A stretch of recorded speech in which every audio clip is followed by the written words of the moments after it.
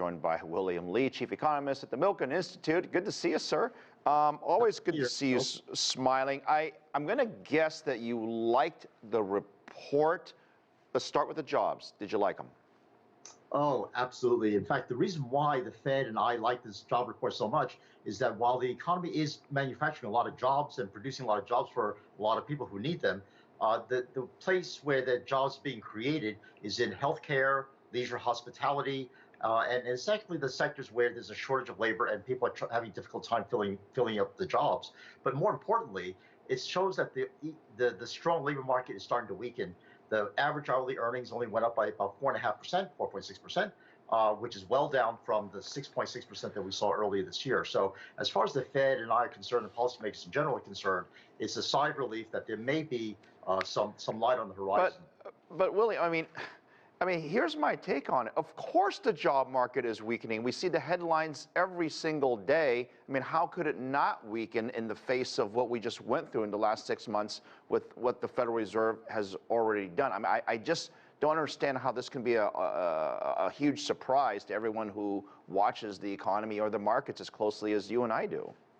Well, Phil, don't forget the stuff that we hear about, the layoffs from Amazon and the tech sector in general are really a very small, minuscule slice of the labor market. You hear a lot more if you talk to CEOs that they're having trouble finding good, skilled labor. And so people are hanging on to their people as much as they can. And in fact, they're trying out new hires by giving them temporary jobs. In fact, one of the things that's interesting about this job report is that most of those job gains have come about through temporary job rather than permanent positions, because I think it does show a sign that a lot of CEOs are uncertain about what the future will hold, and they don't want to add to a lot of costs right now. Right, and you saw that in the note from Andy Jassy over at Amazon, specifically telling their employees that the job cuts were directly related to the sort of uncertainty in the economy. But I don't see how the uncertainty necessarily goes away, because yes, we saw wage inflation on jobs tick down very slightly. I don't even want to use down. It ticked up less than expected, actually.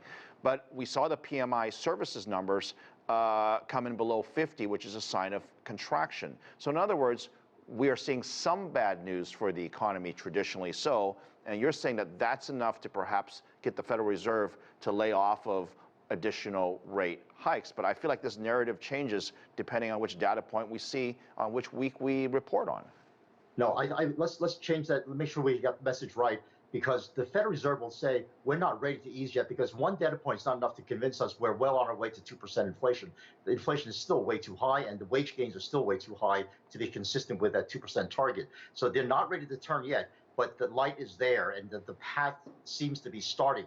We need a few more months of data like this to really convince them that they're on their way to easing. So they're not ready to ease yet. But I think one of the things that the package of information we got, especially the ISM, is turned down for the first time since 2020. So it shows that the economy is weakening the way it's supposed to, but not collapsing. And that's really the key. So to ward off any recession fears that are out there, the economy seems to be headed toward that soft landing, which everyone is hoping for. The labor market outlook for 2023, when we hear the announcements by these CEOs, we don't know what's going to happen next year. There's, as you say, uncertainty.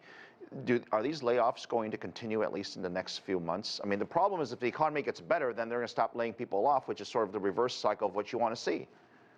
Well, Phil, from what we can see in the data, the layoffs are a very small part of the employment losses. Don't forget, the unemployment rate dropped down to 3.5%. What we see is that people are, again, hiring at a slower and slower pace, and they're being very measured and careful in how they're hiring. They want to have exactly the right skills match and the right worker attitude. So as far as anybody's looking for a job out there, you better be adaptable, you better be flexible, and you better be eager to do what is necessary for the company. So I think those are the changes in attitude that are going on right now. Share with us which area of the economy is weak and which area perhaps is strong. Well, the obvious weakness is coming in the housing sector because of the high interest rates. But what's interesting is that there is a lot of strength in social work, healthcare, hospital workers. Those are the areas that are in tremendous demand. And leisure hospitality, of course, is perennial desire to get people to work in the hotel and hospitality industry. Also, the airline industry is short of very skilled labor like pilots and so on, and mechanics.